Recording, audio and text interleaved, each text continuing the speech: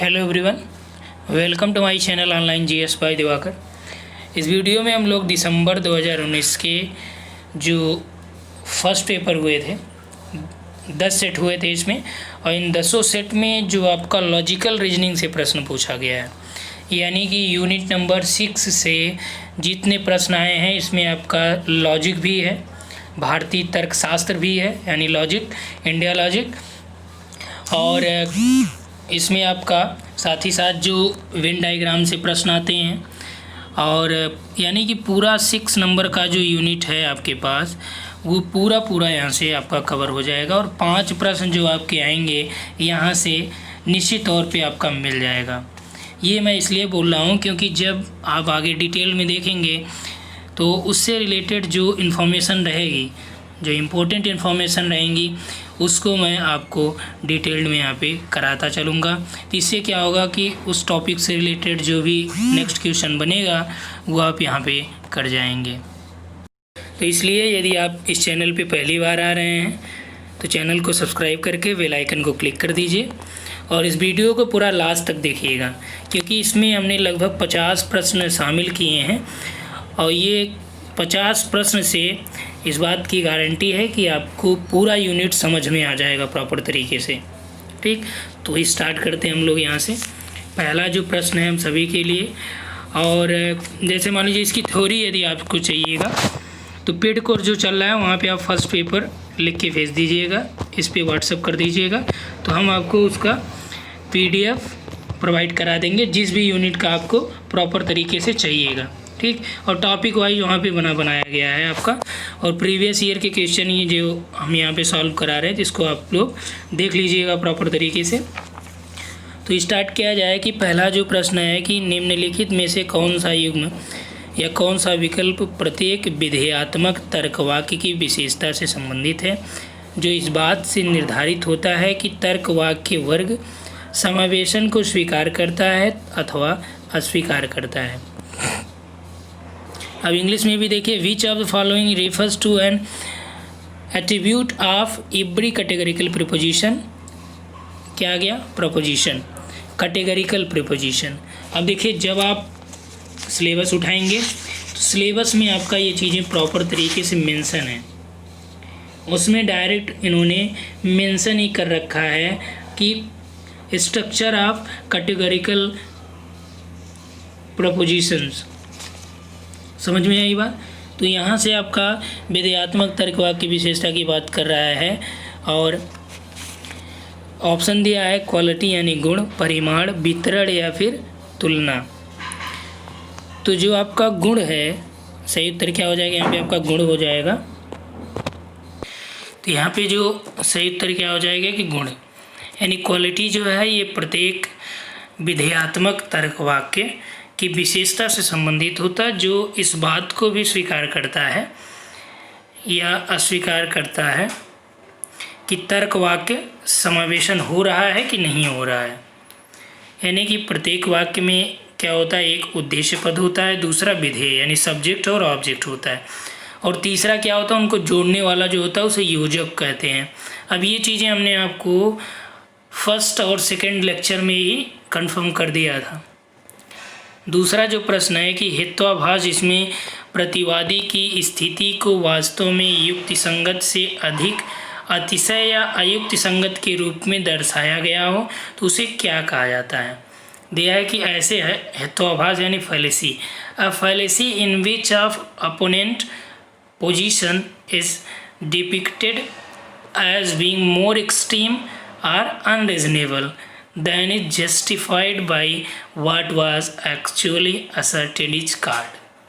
तो जो actually asserted is called यानी कि यहाँ पे कह रहा है कि ऐसे हेत्वाभास जिसमें प्रतिवादी की स्थिति को वास्तव में युक्ति संगत से अधिक अतिशय या अयुक्ति संगत के रूप में दर्शाया गया हो, यानी कि जो उसकी युक्ति है उसे युक्ति संगत से ज़्यादा अयुक्ति संगत के रूप में बताया गया हो, तब वहाँ पे उसे क्या कहा जाता है?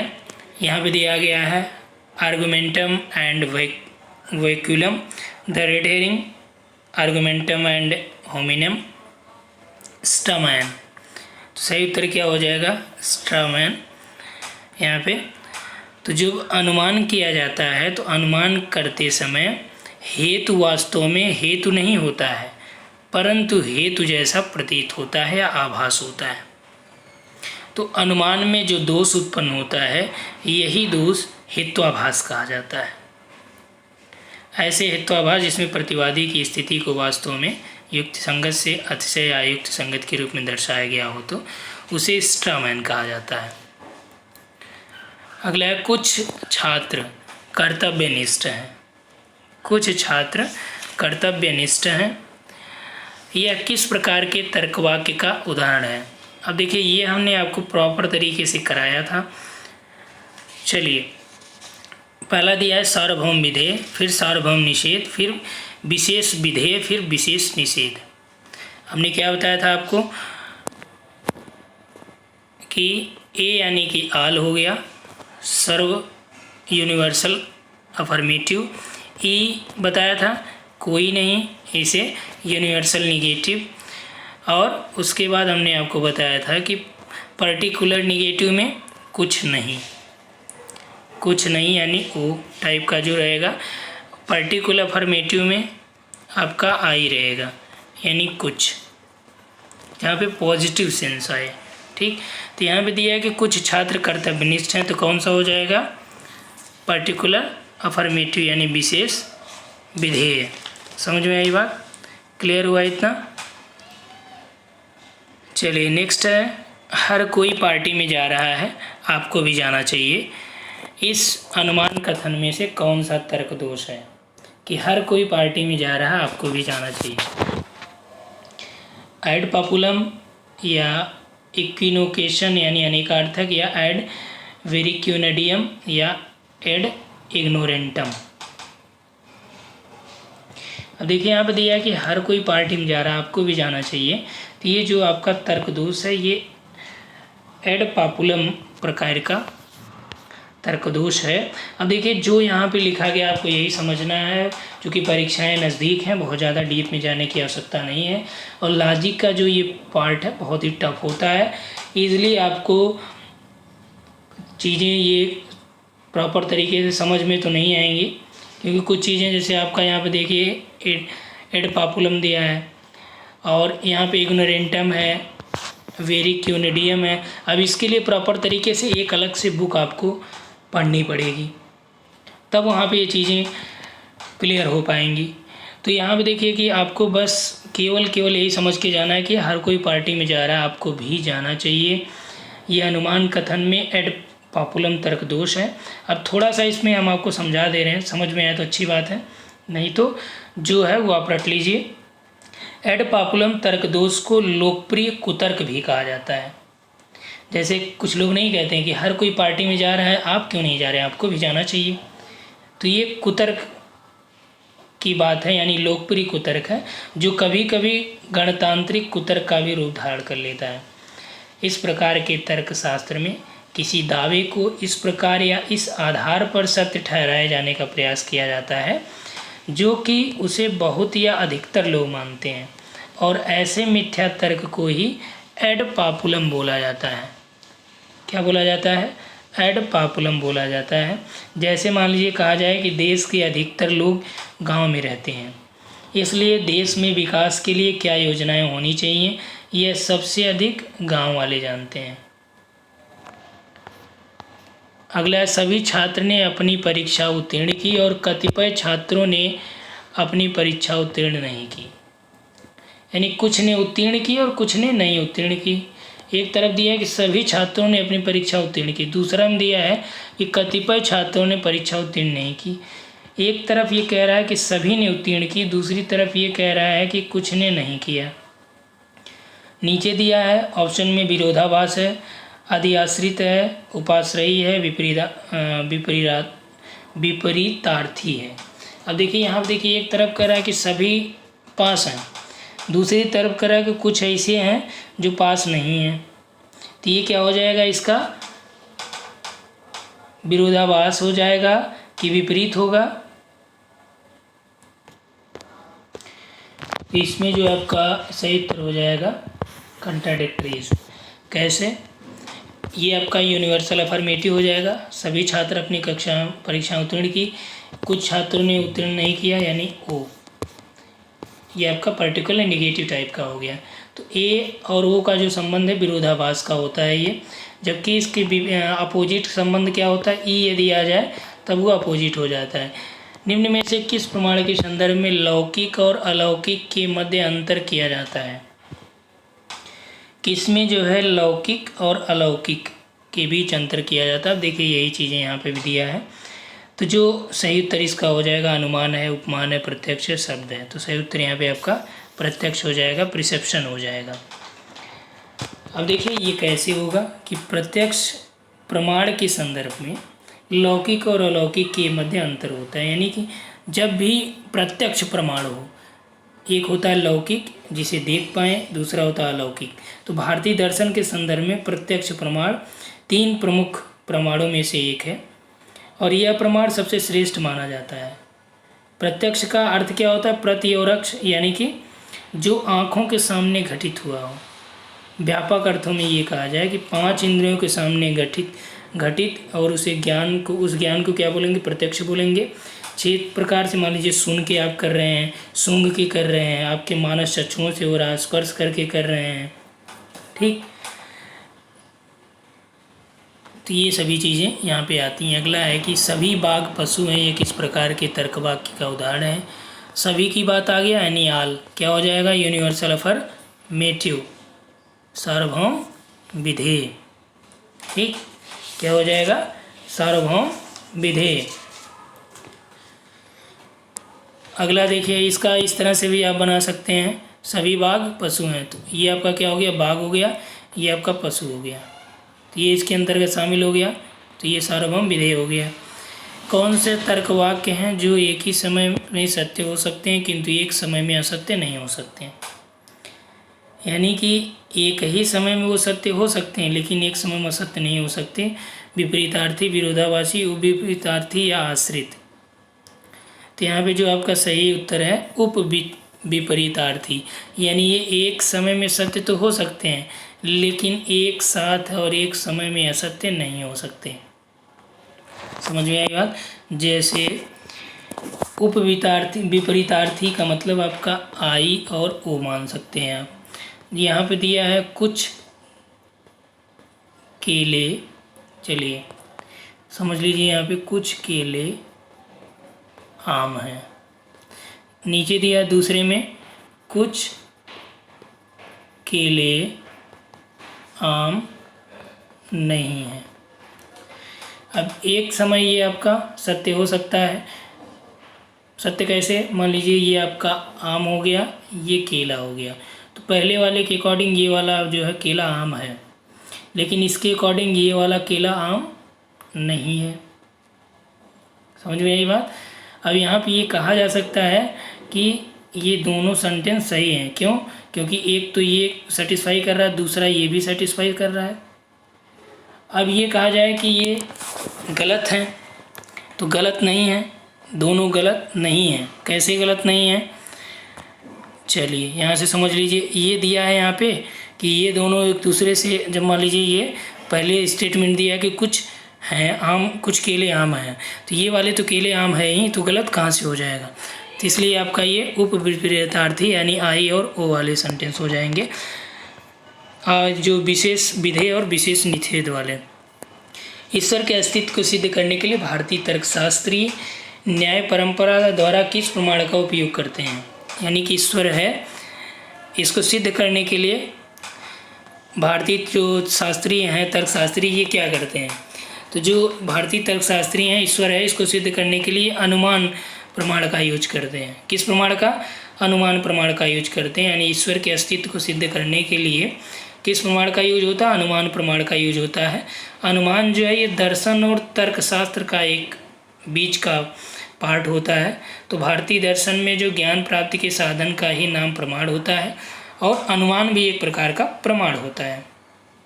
जैसे मान लीजिए कहीं पे धुआं दिखाई दिया, तो यानी कि जैसे जैसे वो धुआं उठेगा या धुआं आप देख रहे हैं तो आप ये अनुमान लगाएंगे कि हो सकता है वहाँ पे क्या हो, आग जल रही हो। अगला है योगज शब्द निम्नलिखित प्रमाणों में से किससे संबंधित है? प्रत्यक्ष, वाचिक, अनुमान या उपमान।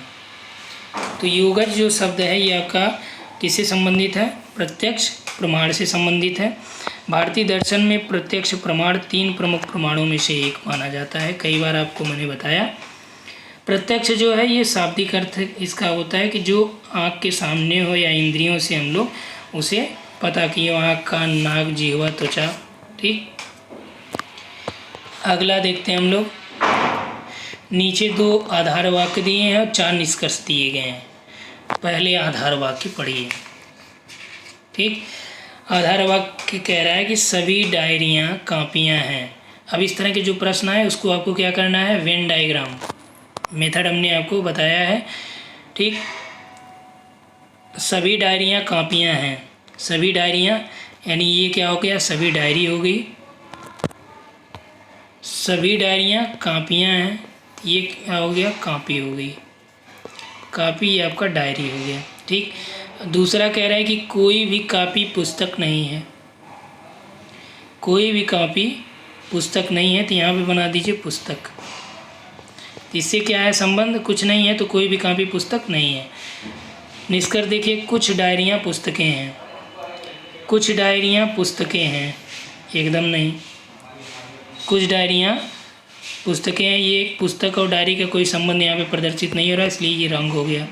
कुछ पुस्तकें कापियाँ हैं, ये पुस्तक और ये कापी में कोई संबंध दिखा? नहीं दिखा, दोनों अलग अलग हैं, क्योंकि यहाँ पे इन दोनों के बीच कुछ कम्बिनेशन नहीं दिख रहा है। अगला है, कोई भी पुस्तक कापी नहीं है। कोई भी पुस्तक कापी नहीं है, तो यहाँ पे देखिए यूनिवर्सल निगेटिव आ गया ना। कोई भी पुस्तक कापी नहीं है, तो यह बात सत्य है, कोई भी पुस्तक कापी नहीं है। अगला है, कोई भी डायरी पुस्तक नहीं है। यहाँ पे डायरी है, ये पुस्तक है, तो कोई भी डायरी पुस्तक नहीं होगी। ये भी आपका यहाँ पे राइट हो जाता है। तो यहाँ पे देखिए जो सही आंसर हो जाएगा आपका नंबर 2। अगला है, ऐसा गुण जो उन सभी में तथा केवल उन्हीं वस्तुओं में विद्यमान हो जो उस शब्द को इंगित होती है और कहा जाता है। ऐसे गुण जो उन सभी में केवल उन्हीं वस्तुओं के द्वारा विद्यमान हो तो उसे क्या कहा जाता है? ठीक, यहाँ पे दिया गया है, शब्द को इंगित करना है आपको कि क्या कहा जाता है। शब्द का अभिप्राय, गुणार्थ, वस्तुअर्थ, शब्द का अर्थ विस्तार, यानी ऐसा गुण जो उन सभी में तथा केवल उन्हीं वस्तुओं में विद्यमान हो जो उस शब्द से इंगित होती हैं।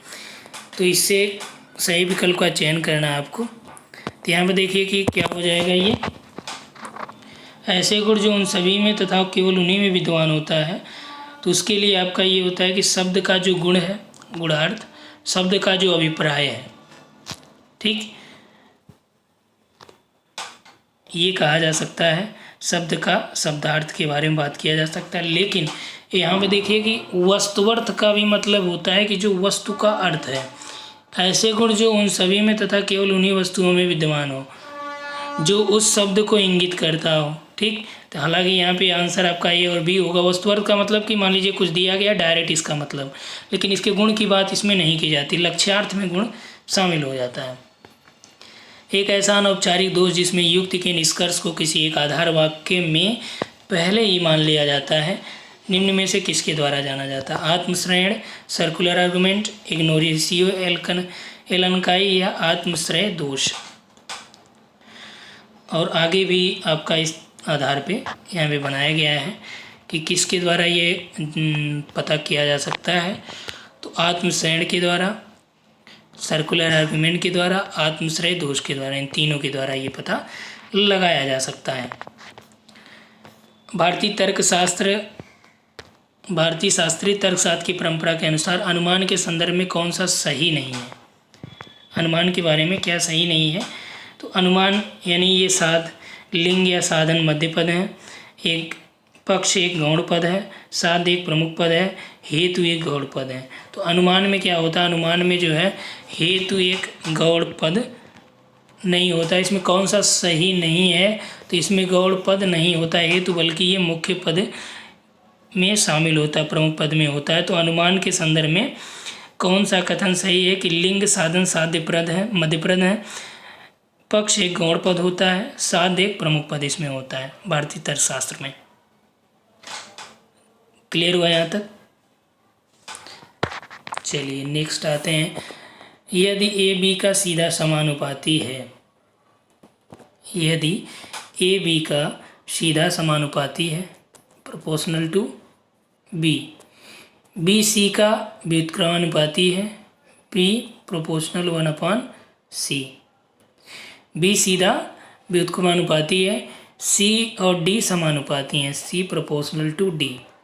ठीक, ध्यान दीजिएगा इन बातों को। अब कह रहा है जो यहाँ पे बनाया गया है कि ए डी का व्युत्क्रमानुपाती हो जाएगा, ए डी का व्युत्क्रमानुपाती हो जाएगा। सही है, क्योंकि यहाँ पे देखिए सी जो है बी का व्युत्क्रमानुपाती है और ये ए का समानुपाती है बी, तो इसलिए यहाँ की जगह आपका क्या हो जाएगा, डी हो जाएगा। और यदि ये देखेंगे कि बी की जगह यहाँ पे आपका डी कर दिया जाए 1/d, तो ये गलत नहीं होगा, यानी कि ये आपका ये व्युत्क्रमानुपाती हो जाएगा। अगला है ए डी का सीधा समानुपाती है, तो समानुपाती आपका नहीं होगा। ए सी सीधा समानुपाती ये भी नहीं होगा, ए सी का व्युत्क्रमानुपाती है ये होगा। ठीक, यानी ए और डी, समझ में आई बात? अगला परंपरागत विरोध वर्ग के अनुसार, ये देखिए हमने कराया भी है। परंपरागत विरोध वर्ग के अनुसार यदि दो प्रतिज्ञप्तियाँ इस प्रकार से संबंधित है कि वे दोनों असत्य नहीं हो सकती हैं, जबकि वे दोनों क्या हो सकती हैं, सत्य हो सकती हैं, को क्या कहा जाता है, उपाश्रित, उपविपरीत, विरोधाभासी या विपरीत। ठीक, तो क्या कहा जाएगा उसे, सही उत्तर बताइए। तो हो जाएगा उपविपरीत। अभी हमने आपको बताया कि एक समय में एक सत्य हो सकता है, लेकिन दूसरा क्या है, उसी समय में या एक समय में असत्य नहीं हो सकता। अगला ध्वनि एक तत्व है क्योंकि यह स उत्पन्न होती है। इस तर्कवाक्य में कौन सा हेत्वाभास है, तर्कवाक्य में कौन सा हेत्वाभास है कि ध्वनि एक तत्व है। ठीक, तो ऑप्शन है विरुद्ध या विरोधी हेतु, सतपति अनुमानिक तौर पे विरोधी हेतु, समध्यम या सिद्ध हेतु, बाधिक या अनुनामिक विरोधी हेतु। अब इसमें देखिए क्या करना है आपको, ये देखना है कि जब हेतु सपक्ष में ना होकर विपक्ष में हो, तब निष्कर्ष अनुमान में साबित हो जाता है। वस्तुतः उसके विपरीत निष्कर्ष साबित करता है। ऐसे अनुमान में विरुद्ध या विरोधी हेत्वाभास होता है। जैसे मान लीजिए शब्द नित्य है चूंकि उसकी उत्पत्ति का कारण है। अनुमान में हेतु शब्द की नित्यता नहीं अपितु अनित्यता साबित करता है। और उसी प्रकार शब्द नित्य है चूंकि उसकी इच्छा के अनुसार क्या होता है, उत्पत्ति होती है। अनुमान में भी वही दोष है, किंतु दोनों उदाहरणों में यह अंतर है कि जहाँ पहले का हेतु हो यानी जिस कारण से उसकी उत्पत्ति हो वह समस्त विरोधी उदाहरणों में रहता है, और वहाँ के जो हेतु है वो विरोधी उदाहरणों में भी शामिल होता है और विपक्षी उदाहरणों में भी देखा जाता है। तो यहाँ पे जो आपका राइट आंसर हो जाएगा कि ध्वनि एक तत्व है क्योंकि यह स उत्पन्न होती है, यह विरुद्ध या विरोधी हेतु है। अगला है निम्न में से कौन सा दोषपूर्ण हेतु साध्य पद के समान रूप से समानांतर नहीं है। तो कौन सा दोषपूर्ण हेतु साध्य पद के समान रूप से समानांतर नहीं है। असत प्रतिपक्ष, अव्यतिरेकी, अन्योनसिद्ध या सविचार, सव्यभिचार। ठीक, तो यहाँ पे जो सही उत्तर हो जाएगा यह हो जाएगा सव्यभिचार। ये देखिए हेतु साध्य पद यानी कि जो हेत्वाभास होता है, गौतम महोदय ने हेत्वाभास को, इसको नोट कर लीजिएगा, गौतम ने हेत्वाभास को 5 भागों में डिवाइड किया। नंबर 1 उन्होंने बताया सव्यभिचार, दूसरा उन्होंने बताया विरुद्ध, तीसरा बताया प्रकरण सम, ठीक, चौथा उन्होंने बताया साग सम, ऐसे ही डायरेक्ट दे देगा साग सम, पांचवा बताया कालातीत, कालातीत। तो दोषपूर्ण हेतु साध्य पद के समान रूप से समानांतर नहीं है। तो जो समानांतर नहीं है यहाँ पे आपका क्या हो जाएगा, सभ्य विचार हो जाएगा। जबकि असत प्रतिपक्ष, अव्यतिरेक, अन्योन्य सिद्ध, ये सभी इसके समानांतर हैं। ठीक, हेतुआभास में जो 5 बताया हमने, तो इन 5 को आप यहाँ पे देख सकते हैं।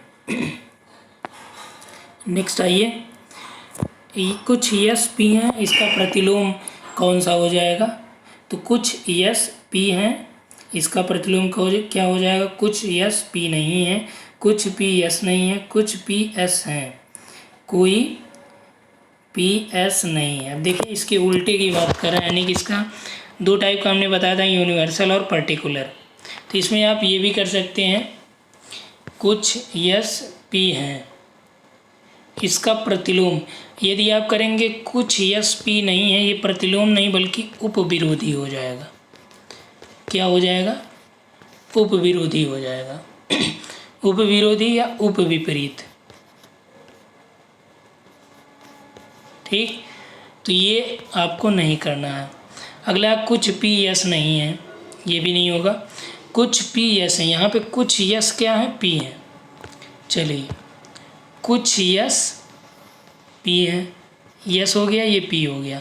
अब यहाँ पे कह रहा है कुछ यस पी हैं, इसका प्रतिलोम यानी उल्टा क्या हो जाएगा, यहाँ पे कुछ पी एस हैं। गलत तो होगा नहीं ये, क्योंकि इसमें क्या है, ये दोनों शामिल हैं। तो सही उत्तर आपका हो जाएगा कुछ पी एस हैं। ठीक, अगला तर्क विचार है। कथन दिया है, कुछ कुर्सियाँ पर्दे हैं, कुछ कुर्सियाँ पर्दे हैं, सभी पर्दे बिछौना है। सभी पर्दे क्या हैं, बिछौना है। अगला कुछ कुर्सियाँ बिछौना हैं।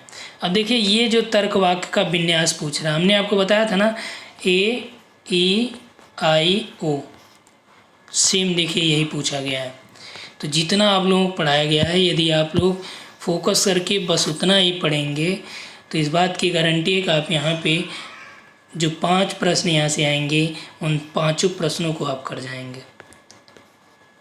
देखिए यहाँ पे हमने आपको बताया था कि क्या करना है। आप किस में जाएंगे, जिसमें अवस्था की बात हमने किया था उसमें आप देखिए।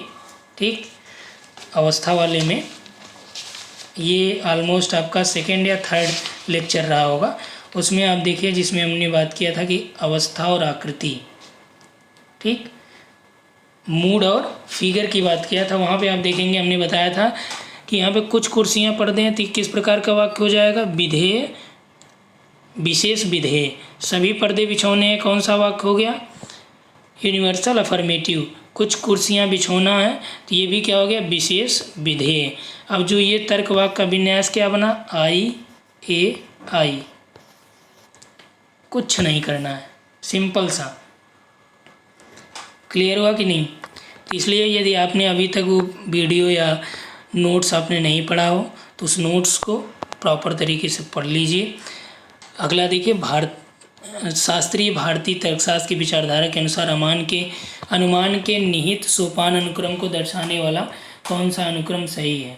ठीक, तो अनुमान के बारे में बात किया जा रहा है, कौन से अनुक्रम होते हैं। तो अनुमान में सबसे पहले क्या होता है, प्रतिज्ञा ली जाती है, फिर किस हेतु प्रतिज्ञा ली गई है उसका एग्जाम्पल देखा जाता है, फिर उपनय और निगमन होता है। तो यहाँ पे आपका जो उत्तर दिख रहा है, प्रतिज्ञा, हेतु, उदाहरण, उपनय और निगमन। यहाँ पे अनुमान 2 प्रकार का, स्वार्थ और परार्थ दोनों अनुमान होते हैं। ठीक, और अनुमान के कई फैक्टर हम लोगों ने देखा था। तो अनुमान में 5 फैक्टर होते हैं, ये भी आप नोट डाउन कर लीजिए।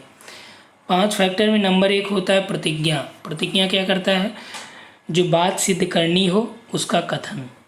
दूसरा है हेतु। हेतु क्या करता है कि क्यों ऐसा अनुमान किया जाता है, किस लिए किया गया, इसका कारण। समझ में आई बात। एग्जाम्पल क्या करता है, यह सपक्ष और विपक्ष दोनों पक्षों का ये कथन की व्याप्ति को बतलाता है। अगला है उपनय। उपनय क्या करता है, यहाँ पे हम बता रहे हैं आपको अनुमान। ये हो गया, ये हो गया, ये हो गया, ये चल रहा था उपनय। उपनय यह बतलाना कि यहाँ पर पक्ष में ऐसा ही लिंग उपस्थित है जो साध्य के अस्तित्व का संकेत करता है। निगमन में क्या होता है कि यह सिद्ध हुआ कि यदि पर्वत के उस पार मान लीजिए धुआं निकल रहा है तो पर्वत के उस पार आग है। समझ में आई बात।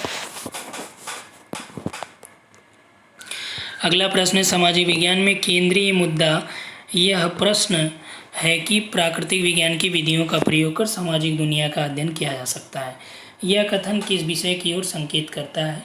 यह सत्ता मीमांसा को बताता है या फिर मूल्य मीमांसा को बताता है या फिर ज्ञान मीमांसा को या व्युत्पत्ति मूलकता को? किस बात का ये समर्थन करता है? तो यहाँ पे देखिए जो ये समर्थन कर रहा है ज्ञान मीमांसा की, कि सामाजिक विज्ञान में केंद्रीय मुद्दा यह है कि क्या प्राकृतिक विज्ञान की विधियों का प्रयोग कर सामाजिक दुनिया का अध्ययन किया जा सकता है? हाँ। तो ये किस विषय पे है? ज्ञान मीमांसा। ठीक। दर्शन शास्त्र की जो पार्ट्स हैं वो 5 पार्ट्स हम लोग देखते हैं, जिसमें मेटाफिजिक्स, फिजिक्स, लॉजिक, एथिक्स और एस्थेटिक्स यानी सौंदर्य शास्त्र को भी देखा जाता है।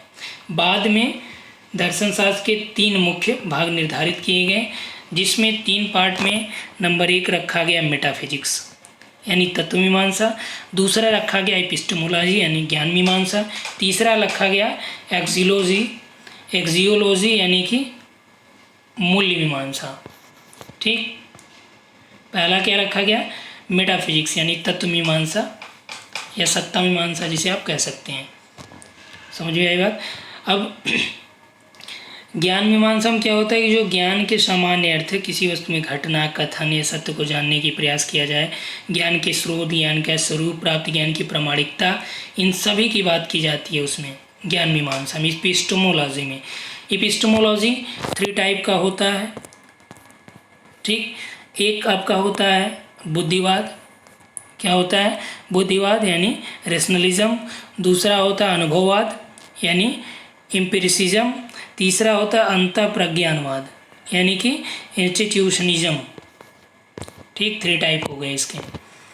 अगला है निम्न में से कौन सा भारतीय तर्कशास्त्र में अनुमान के उदाहरण के द्वारा संकेतित है? तो अनुमान के उदाहरण के द्वारा कौन सा संकेतित है? उदाहरण के साथ सार्वभौम प्रतीक शक्ति। नीचे दिए गए कथन में ए और आर दिया गया है। अभिकथन है कि प्रत्येक व्यक्ति के जीवन में कौशल विकास एक प्रमुख अभिलक्षण है। प्रत्येक व्यक्ति के जीवन में कौशल विकास एक प्रमुख अभिलक्षण है। रीजन दिया है, तर्क दिया कि रोजगार प्राप्त करने की इच्छा वाले व्यक्ति को केवल अच्छी शिक्षा की आवश्यकता होती है। अब देखिए रोजगार की आवश्यकता यदि आपको तो केवल अच्छी शिक्षा की आवश्यकता होती है। और इसमें कह रहा सही विकल्प का चुनाव आपको करना है। तो ये जरूरी नहीं है कि इसी रीजन के। ठीक। तो यहाँ पे देखिए प्रत्येक व्यक्ति के जीवन में कौशल विकास एक प्रमुख अभिलक्षण है। सही बात है। कौशल विकास केवल रोजगार पाने के लिए ही आवश्यक नहीं बल्कि यह शिक्षा की भांति लोगों को कौशलों से परिचित कराना है। क्या करना है? लोगों को अपनी तकनीकी जो क्षमता आपकी है उससे परिचित कराना है। रीज़न में दिया है कि रोजगार प्राप्त करने की इच्छा वाले व्यक्ति को केवल अच्छी शिक्षा की आवश्यकता होती है। यह गलत है क्योंकि अच्छी शिक्षा की आवश्यकता प्रत्येक व्यक्ति को है।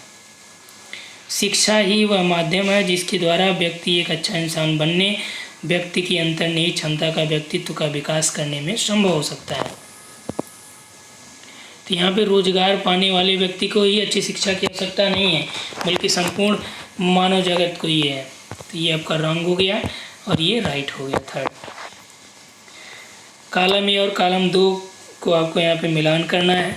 अभी आपने देखा कि कुछ चीज़ें यहाँ पे हमने आपको बताया कि सत्ता मीमांसा क्या होती है। तो सत्ता मीमांसा ये आपका वास्तविकतावाद की परिचायक होती है। ज्ञान मीमांसा में क्या होता है? तो ज्ञान मीमांसा ये आपका एक प्रकार का सकारात्मकवाद से संबंधित है। प्रणाली विधि ये आपका आइडियोग्राफी और प्रणाली जो है ये आपका सर्वेक्षण। क्लासिकल स्क्वायर ऑफ पोजीशन ये देखिए आपके सिलेबस में ही है, डायरेक्ट मेंशन है। क्लासिकल स्क्वायर ऑफ पोजीशन के अनुसार यदि ये तर्क वाक्य सच है तो कौन सा सही है? यानी कि यदि तर्क वाक्य ए को सही कर दिया जाए तो कौन सा इसमें और सही हो जाएगा? तर्क वाक्य ए को सत्य किया जाए तब क्या होगा, ई तर्क वाक्य गलत हो जाएगा, बात सही है। आई तर्क वाक्य सही होगा, ये सही है। ओ तर्क वाक्य गलत होगा। ठीक, तो ये आपका राइट है, क्योंकि यूनिवर्सल ये आपका क्या हो जाएगा, यूनिवर्सल अफर्मेटिव हो जाएगा, तो ये इसमें शामिल होगा, लेकिन ये आपका नेगेटिव नहीं होगा। नेक्स्ट है कुछ लड़कियां विद्यार्थी नहीं हैं। तर्क वाक्य में निम्नलिखित में कथनों पर विचार कीजिए। कर्ता विद्यार्थी वितरित है, कर्ता विद्यार्थी वितरित है। विधेय शब्द लड़कियां वितरित नहीं हैं, विधेय शब्द विद्यार्थी वितरित है। अब देखिए यहाँ पे क्या, कुछ लड़कियां विद्यार्थी नहीं हैं, विद्यार्थी क्या है, ये आपका ऑब्जेक्टिव है, यानी कि क्या हो जाएगा यहाँ पे, विधेय हो जाएगा। क्या हो जाएगा, विधेय हो जाएगा। और कर्ता शब्द लड़कियां वितरित नहीं हैं, कर्ता शब्द लड़कियां वितरित नहीं हैं, तो ये आपका सही है। और इस तथ्य की पुष्टि हेतु जो एक ग्राफ आपको देखना पड़ेगा, ये मान लीजिए लड़कियां हैं, ये विद्यार्थी हैं। ठीक, लड़कियां हो गई, विद्यार्थी हो गई। और इसमें कह रहा है कि कर्ता शब्द लड़कियां वितरित नहीं हैं, ये आपका यहाँ पे शामिल की गई हैं, तो कुछ लड़कियां विद्यार्थी नहीं हैं। इस संदर्भ में जो आपका सही विकल्प हो जाएगा वह सी और डी हो जाएगा, सी और डी। देवदत्त मोटा है और वह दिन में भोजन नहीं करता, अतः देवदत्त रात्रि में भोजन कर रहा है। भारतीय तर्कशास्त्र के अनुसार यह किस प्रकार का मामला है। अब देखिए एग्जाम्पल में हमने इसको कराया भी है कि यह किस प्रकार का मामला है, यह निहितार्थ मामला है। ठीक, देवदत्त मोटा है, वह दिन में भोजन नहीं करता है, फिर भी वह मोटा हो जाता है। नीचे दिए गए कथन में यहाँ पे देखिए कथन दिया है कि राज्यपाल को राज्य के प्रशासन के बारे में मुख्यमंत्री से किसी भी प्रकार की सूचना मांगने की शक्ति होती है। राज्यपाल को राज्य के मामले में किसी मामले में इनको सूचना मांगने की शक्ति होती है। ये बात यहाँ पे आपका सत्य है कि मांग सकता है। राज्यपाल राज्य प्रशासन का वास्तविक प्रमुख है, तो वास्तविक प्रमुख नहीं होता है ये, वास्तविक प्रमुख तो आपका ये मुख्यमंत्री महोदय होते हैं। ठीक, तो इसमें आपका जो ये रॉन्ग हो गया, तो ए राइट है, तो यानी थर्ड वाला सही है। अगला है स्तंभ दिया गया और संबंधित विधियों का। काल पापर की जो विधि है किस विधि से वो संबंधित है, तो काल पापर ये मिथ्याकरण से हैं। टी.एस. कुन जो है ये रूपावली से संबंधित है। पॉल फेराबेंड, तो पॉल फेराबेंड ये आपका विधि की प्रवृत्ति से संबंधित है। और फ्रांसिस बंकन आपका आगमनात्मक प्रवृत्ति से है। ठीक, नेक्स्ट आइए, विरोध चतुरस्त्र के शास्त्रीय चिंतन में निम्नलिखित में से किन प्रस्थापनाओं के संयोजन को विरोधाभासी माना जाता है। सार्वभौमिक अस्तित्ववाचक और सार्वभौमिक निषेधक, सार्वभौमिक अस्तित्ववाचक और विशेष अस्तित्ववाचक, और विशेष अस्तित्ववाचक, सार्वभौमिक निषेधक, विशेष अस्तित्ववाचक और विशेष निषेधक। कह रहा है कि इसके चिंतन में जो संयोजन में विरोधाभासी माना जाता है, तो विरोधाभासी में सार्वभौमिक अस्तित्ववाचक और सार्वभौमिक निषेधक, सार्वभौमिक अस्तित्ववाचक और विशेष अस्तित्ववाचक, तो एक दूसरे के विरोधाभासी कौन माने जाएंगे, विरोधाभासी या विपरीत। सार्वभौमिक अस्तित्ववाचक और सार्वभौमिक निषेधक की प्रस्थापनाओं के संयोजन को विरोधाभासी माना जा सकता है। ठीक, लेकिन ये एक दूसरे के प्रॉपर विपरीत होते हैं, विरोध नहीं करते, विरोधाभासी नहीं, बल्कि ये एकदम अपोजिट होते हैं, उल्टा होते हैं। तो विरोधाभासी आपका जो अस्तित्ववाचक और विशेष अस्तित्ववाचक ये लगभग आपके सकारात्मकता के दृष्टिकोण को प्रदर्शित करता है, लेकिन जो ज़्यादातर नज़दीक आंसर आपका ये हो जाएगा। प्रत्यक्ष रूप से असंगत दो प्रत्यक्षीकृत तथ्यों के समायोजन हेतु अप्रत्यक्षीकृत तथ्यों की अंतर्निहित मान्यता को भारतीय तर्कशास्त्र में क्या संज्ञा दी जाती है।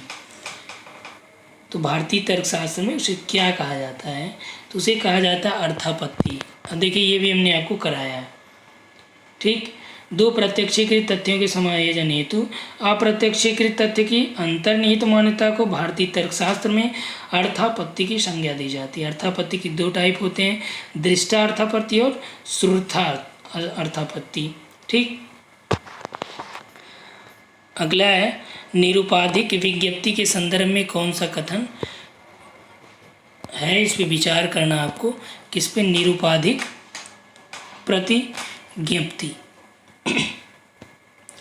दिया कुछ स्तनपायी एक विशिष्ट अस्तित्ववाचक प्रस्थापना है और यह केवल उद्देश्य पद को वितरित करते हैं। तो क्या करते हैं ये? उद्देश्य पद को वितरित करते हैं? जी नहीं। कुछ पक्षी स्तनपायी हैं, एक विशिष्ट अस्तित्ववाचक प्रस्थापना है और यह केवल विधेय को ही प्रदर्शित करता है? जी नहीं। कुछ है तो ये पॉजिटिव निगेटिव दोनों की बात कर रहा है।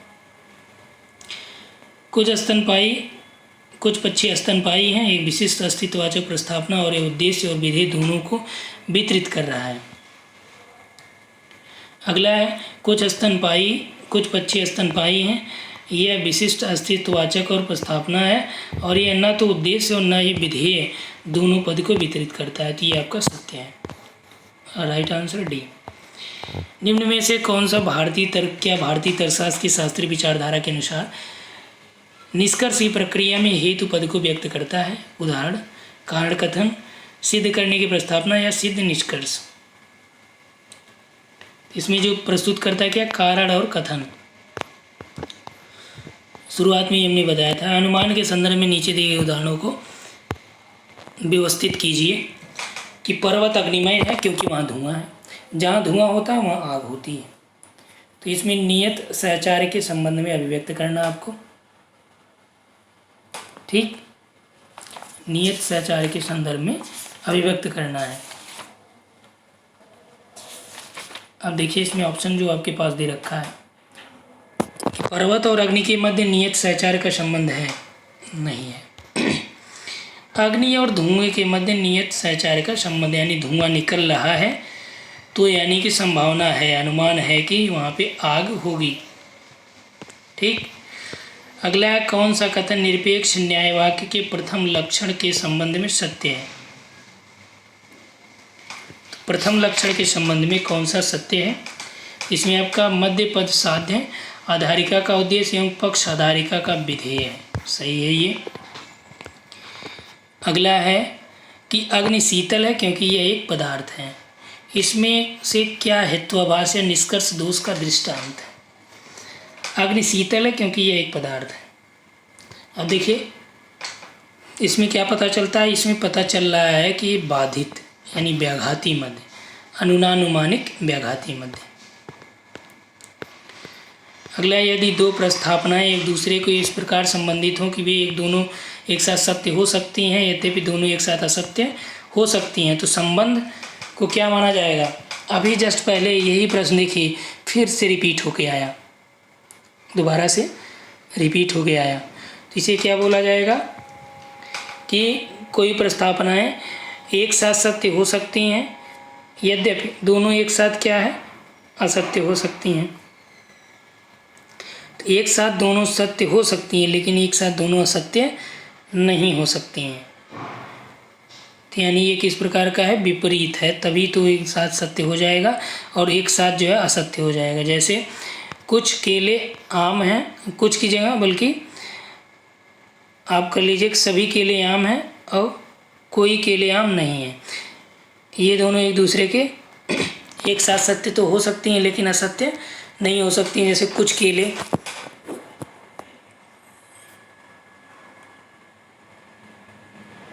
ठीक, जैसे मान लीजिए ऑल किंग्स आर रिच, इसका विपरीत वाक्य क्या हो जाएगा? No kings is rich. कौन सा निम्नात्मक तर्क से संबंधित तर्क के संदर्भ में सही है? ठीक, निम्नात्मक और आगमनात्मक की बात की गई है। आधार वाक्य और निष्कर्ष के मध्य बताने वाला संबंध तथ्यात्मक है। यह आधार वाक्य और निष्कर्ष के मध्य बताने वाला संबंध तार्किक अनिवार्यता से संबंधित है। तो जो आधार वाक्य और निष्कर्ष के मध्य संबंध बता रहा है वह तार्किक अनिवार्यता का संबंध है। ये आपका क्या होता है? निगमनात्मक तर्क होता है। अगला है कौन सा विकल्प किसी तर्क का विशिष्ट लक्षण है? किसी तर्क का विशिष्ट लक्षण क्या होता है? तर्क का विशिष्ट लक्षण की बात हम लोग कर रहे हैं कि यह या तो मान्य है या तो अमान्य है, यह न तो अमान्य है न ही अमान्य है, यह या तो सही है या गलत है, यह न तो सही है और न ही गलत है। अब देखिए यहाँ पे जो दे रखा है कि तर्क का विशिष्ट लक्षण क्या होता है, कैरेक्टरिस्टिक फीचर ऑफ आर्गुमेंट, कि यह या तो मान्य है या अमान्य है, यानी ये वैलिड हो या नॉन अनवैलिड हो। ठीक, वैलिड हो या इनवैलिड हो। अगला है यदि वर्षा होगी तो सूखा समाप्त हो जाएगा। सूखा समाप्त हो गया अतः वर्षा हुई है, यानी कि कहा जा रहा है यदि वर्षा हुई तो सूखा समाप्त हो जाएगा। अगर सूखा समाप्त हो गया इसका मतलब कि वर्षा हुई है। किस प्रकार का हेतुआभास है ये? किस प्रकार का हेतुआभास है? निगमनात्मक, आगमनात्मक, उपगमनात्मक या अनौपचारिक? तो ये आपका डिडक्टिव फैलेसी है। कौन सी फैलेसी है? डिडक्टिव फैलेसी है। अगला है निम्न कथनों में विचार करें और सही विकल्प चुनें। दिया है कि मध्य पद का न्यूनतम आधारिका में वितरित होना चाहिए, मध्य पद निष्कर्ष में विद्यमान होना चाहिए, दोनों आधारिकाएं वैध युक्ति में विशिष्ट हो सकती हैं। ये बात सत्य है आपका, दोनों जो है आपका ये वैलिड आर्गूमेंट होने चाहिए, तो ये आपका हो सकता है। अगला है दोनों आधारिकाएं वैध युक्त में नकारात्मक हो सकती हैं। ठीक, अब यहाँ पे ए सी डी है, सी है, ए है, बी और सी है। अब देखिए यहाँ पे दिया है कि मध्य पद न्यूनतम एक आधारिका में विपरीत होना चाहिए, यानी जिस चीज़ में लिस्ट वन प्रीमाइसिस, ये आपका सत्य है। तो यहाँ पे जो आपका थर्ड राइट हो जाएगा। अगला है ज्ञान के साधन के रूप में अनुपलब्धि के संदर्भ में कौन सा कथन सही है? अनुपलब्धि के बारे में कौन सा सही है? ठीक, दिया है कि मुझे मेज पर रखे घट का संज्ञान नहीं हो रहा है इसलिए यह वहाँ पर नहीं है। तो यहाँ पे इन्होंने कहा कि अनुपलब्धि की बात ये कर रहा है, तो राइट आंसर आपका ये हो जाएगा फर्स्ट।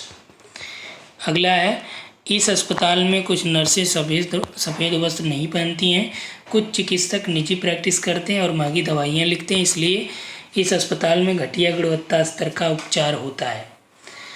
इस युक्ति में कौन सा हेतुआभास है? ठीक, तो इसमें जो हेतुआभास है किस प्रकार का हेतुआभास है? स्लिपरी स्लोप हेतुआभास है। ठीक, किस प्रकार का है? स्लिपरी स्लोप हेतुआभास है। अगला है कुछ कुत्ते सरीसृप नहीं होते, कथन है कुत्ते सरीसृप नहीं होते हैं, इसमें कौन सा पद वितरित नहीं है? Only subject, only predicate, both subject or predicate, या फिर नाइदर सब्जेक्ट नॉट प्रेडिकेट। तो इसमें देखिए कौन सा पूछ रहा है कि कुत्ते सरीसृप नहीं होते हैं, यानी नो डॉग्स आर रेप्टाइल्स। इसमें आपको ये देखना है कि कौन सा डिस्ट्रीब्यूट हो रहा है। तो इसमें देखिए सब्जेक्ट और प्रेडिकेट दोनों पद यहाँ पे डिस्ट्रीब्यूट हो रहे हैं। ठीक, अगला है मिस्टर एक्स एक मलिन बस्ती में रहता है और वह बेरोजगार है। मिस्टर एक्स एक मलिन बस्ती में रहता है और बेरोजगार है, इसलिए मिस्टर एक्स मंत्री बनने योग्य हैं। इसमें कौन सा हेतुआभास है? तो इसमें जो हेतुआभास है कौन सा है? ये मिसकॉर्डिजिज्म है। ऑप्शन देख लेते हैं यहाँ पे आपका, ये फैलेसी ऑफ कंपोजिशन है, ये ऐड मिजरिकॉर्डियम। ठीक, ये एक फैलेसी है, ये मिजरिकॉर्डियम फैलेसी है। चूँकि जो मिजरिकॉर्डियम थे तो इसमें क्या होता है कि जब सहानुभूति या दया की अपील अत्यधिक अतिरंजित या हाथ में इस मुद्दे के लिए अप्रासंगिक हो जाता है तो एड मिजरिकॉर्डियम का एक तार्किक पतन माना जाता है। ठीक, अगला है तर्क की भारतीय शास्त्रीय परंपरा के अनुसार निम्नांकित में से निम्न कथनों में आपको विचार करना है। और इसमें दिया है कि यह जो शास्त्रीय परंपरा है उसमें क्या क्या होता है कि यह केवल युक्ति से संबंधित होती है। बात सही है, यह केवल युक्ति की विषय वस्तु से संबंधित होती है। सत्य है, युक्ति के विषय वस्तु से भी इसका संबंध होता है। यह केवल प्रत्यक्षिक ज्ञान से संबंधित है, जी नहीं। ये केवल सादृश्य प्रस्तुति से संबंधित है, जी नहीं। तो इसमें जो आपका सही उत्तर हो जाएगा सी, ए और बी दोनों। ठीक, अगला है कि सभी बिल्लियाँ स्तनधारी हैं। सभी बिल्लियाँ स्तनधारी हैं का परिवर्तित वाक्य यानी converse of all cat are mammals, कौन सा सेंटेंस इसमें होगा जो इसका कन्वर्स होगा? यानी ऑल कैट्स आर, तो यानी सभी बिल्लियाँ, क्या है यहाँ पे बिल्ली हो गई कैट, सभी बिल्लियाँ क्या हैं? मैमल्स हैं। ठीक, तो सभी बिल्लियाँ मैमल्स हैं। इससे क्या पता चल रहा है कि कुछ स्तनधारी बिल्लियाँ हैं, ये भी पता चल रहा है। अब ऑप्शन देख लेते हैं। कुछ स्तनधारी बिल्लियाँ नहीं हैं, कुछ स्तनधारी बिल्लियाँ नहीं हैं, लेकिन ये कह रहा है इसका परिवर्तित वाक्य की बात कर रहा है। तो कुछ, कोई भी स्तनधारी बिल्लियाँ नहीं हैं, कुछ स्तनधारी बिल्लियाँ हैं। तो देखिए इसका परिवर्तित जो वाक्य होगा, सभी कैट्स जो है मैमल्स हैं। तो यहाँ पे दिया है कि सम मैमल्स आर कैट, कुछ स्तनधारी बिल्लियाँ हैं, पॉजिटिव की बात की जा रही है। ठीक, तो इसमें देखिए 48 प्रश्न हम लोगों ने देखा, लगभग जो है 48 प्रश्न इसमें शामिल किया गया है। तो इससे आपका टोटल पूरा लॉजिक वाला पार्ट आ गया है। हेतुआभास को भी इसमें आपने देख लिया है। और इसमें से किसी भी टॉपिक पे कोई कन्फ्यूज़न हो तो आप बताइएगा, इस पर एक आध वीडियो प्रोवाइड करा दिया जाएगा आप सभी को। तो इस वीडियो में इतना ही। Thanks for watching.